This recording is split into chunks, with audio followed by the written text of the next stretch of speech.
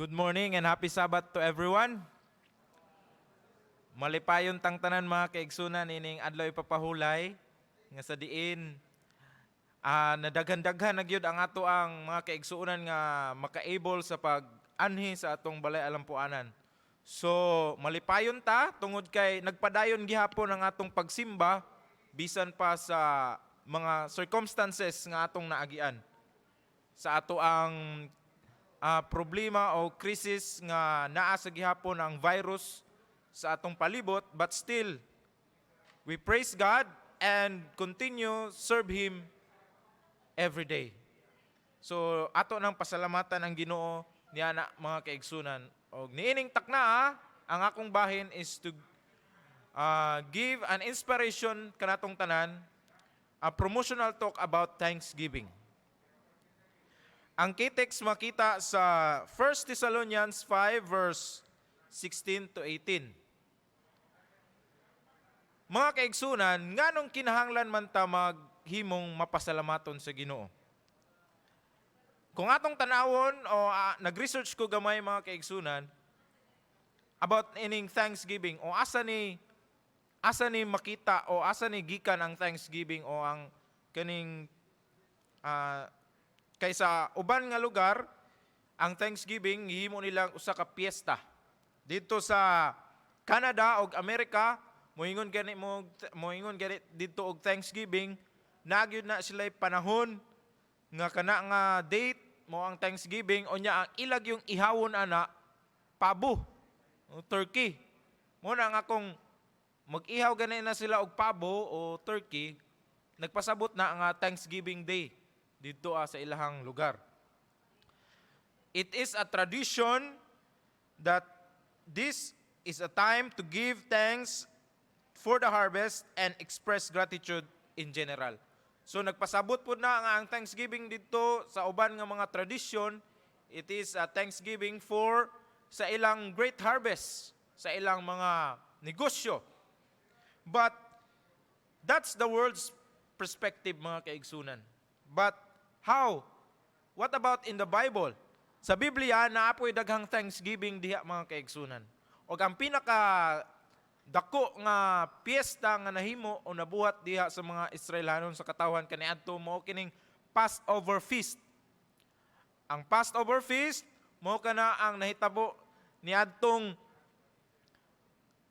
gihatagan na sa Ginoo og ikanapulo nga hampak didto sa Ehipto mga kaigsunan nga santang si Moses naghangyo kang paraon nga ipagawas na gyud ang Israelites apan dili man siya mosugot. So gipahamtang ang ikanapulo nga plague mootong patyon ang mga eldest sa diha nga pinakamagulangan apan gi-advisean sila sa Ginoo ang mga Israelhanon nga to put blood on their door para labyan lang sila sa maong anghel nga mo'y mo kuha sa kinabuhi. So, mo na ang piyesta, pinakadako nga piyesta nga nadya sa Biblia ang Passover feast mga kaigsunan. Apan, unsa may sikreto sa usa ka malipayon nga Kristohanon sa pagkinabuhi nga isip nga Kristohanon? What is the secret of happy Christian life? Maghatag ta og tulo mga kaigsunan, the three ingredients of happy Christian life. Una dinhi in 1 Thessalonians 5 verse 16. Rejoice always. O ang pagkamalipayon sa kanunay. Rejoice always. Ngano man, unsay kalahian mga kaigsunan sa happy o joy.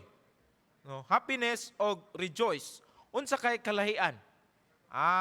Akong gitan-aw mga kaigsunan, ingon siya dinhi, happiness is just a feeling. It comes from the word happenstance, from which we get the word circumstance. It depends on the happenings. Ang kalipay o happiness mga kaigsunan, nagadepende di ay na sa atong feelings. No? For example, I am happy because I am not sick. Malipayon ko kay wala ko'y balatian karon. I am happy because I'm not sick. Apan kung moabot na day ang balatian o kasakit, dili na ta happy. Because na naman tayo giinda nga sakit. So mo day na mga kaigsunan. Happiness is a temporary. The moment you have to hold on happiness, it slips away and you need another to fix it. For example, karon malipayon ka ita, unya pagkataod-taod, dili na. For example, ako sa una mga kaigsunan, ang mga batanon, kanang kung first time mo adto sa MBC, kaya na ay mga congress, grabe, excited kayo, malipayon kayo. Kaya ang mubiyahe na, kadlawon, alas 3 kadlawon, usahay ako, ang uban, dili na matulog, kaya excited kayo mo adto sa MBC. Unya, pag abot dito sa MBC, ala, mo din ni MBC, lipay kayo. Pero, pag abot dito, 5 kaadlaw, suroy-suroy. Pag abot sa last day na, dito na, nagsugod na og murag luya na. Nya, pag biyahe pa uli, luya na, wala na, mingaw na. Sad na pod. Happiness is just a temporary, mga kaigsunan.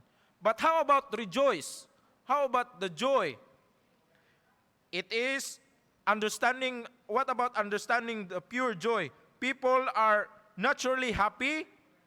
At some occasion, joy is not natural. Its source is rather supernatural. It can be joyful only if you know Jesus, because Jesus is the author of joy. Ang rejoice o ang kalipay diha sa kasing-kasing mga kaigsunan, diha ra gyud nato makit-an diha sa Ginoo. In Him, we can dedicate to be joyful despite of any problems. Dili pareha sa happiness nga kung nga wala tay sakit, malipayon ta apan pag-abot sa balatian, dili na ta malipayon. No. If we have Jesus, we have joy in our hearts. Bisan og unsa pay circumstances, bisag unsa pa ang mga problema nga moabot sa atong kinabuhi, but still we are joyful. Mo day na ang kalahian sa happiness og joyful, mga kaigsunan. Christian's joy is not dependent on circumstances. It comes from what Christ has done for us. Kung unsa tong nabuhat sa atong Ginoo dinhi sa atong kaugalingon, mo kana ang maghatag kanatog kalipay, tumang kalipay, mga kaigsunan. Mo na sa kanta giingon, lunlon nga kalipay atong mabatnan diha kang Kristo. Lunlon kalipay. Mo kana ang una, mga kaigsunan, nga sikreto, rejoice always. Ang pagkamalipayon diha sa Ginoo. And the second secret, mga kaigsunan, second ingredient is pray without ceasing. 1 Thessalonians 5 verse 17. Pray without ceasing. Of course, prayer is the only tool. Mo lamang kini ang atong hinagiban, mga kaigsunan, the only weapon we have aron suklan ang atong mangit-ngit nga kalibutan. Because all we know that ang atong kalaban, si Satanas, naglibot-libot sama sa leon, mga kaigsunan.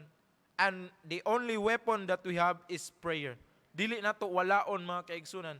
Kay kung usahay, dili ta makaampo inig before ta matulog, malimta nato ang author sa atong kinabuhi. Og pagmata nato, makalimot ta sa pagampo kay giuna ang cellphone, malimta nato ang Ginoo nga mo'y naghatag na natog bag-ong kinabuhi. So, we have to pray always. Pray without ceasing. Giingon ni Pablo, mga kaigsunan, pray without ceasing. Because prayer constantly recurring. Iyang ginaayo ang atong kaugalingon, spirituhanon nga kinabuhi. Growing out of the settled attitude of dependence on God. So kinahanglan dili nato walaon ang pagkamainampuon, mga kaigsunan. Aron dili nato kalimtan ang pagpasalamat sa Ginoo. Kay kung ang pagpasalamat manggod sa Ginoo walay lain pa maagi kun dili pagampo ra gyud. So kanunay atong hinumduman nga magampo.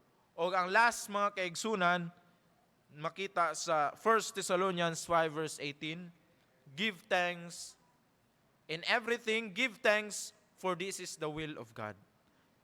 Kung kita mapasalamaton di ay sa atong buhi nga Diyos, ang mga panalangin iyang igabubo. Why should we give thanks? Nganong kinahanglan man ta magpasalamat? Remember, God is aware of everything that is happening in our life.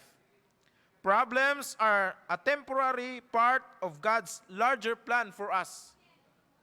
Ang atong mga problema, parte ra gyud o lamas ra gyud na sa kinabuhi mga kaigsunan sa dako pa kaayo nga paglanta o dako pa kaayo nga future nga giandam sa Ginoo. Just like a pencil mga kaigsunan. Ang pencil kinahanglan gyud na siya itahal o i-sharpen. Kay kung dili nimo na i-sharpen kanunay na ang gamiton, usahay muagi man siya pero maabot gyud ang panahon nga muhanap na ang iyang agi. So you have to sharpen it again. Kinahanglan siya muagi og tahal mga kaigsunan aron mo nindot na pod ang iyang agi. Is the same for us mga kaigsunan.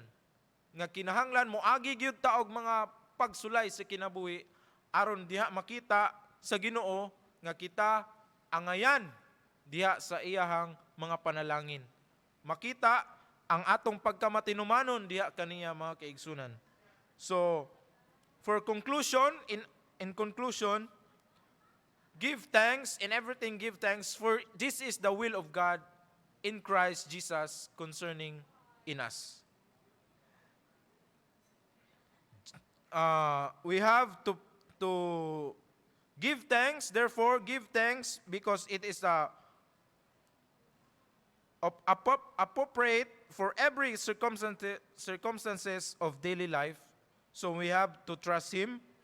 We have to give thanks because in all aspects of life, human life, we are abundant, so we must pray.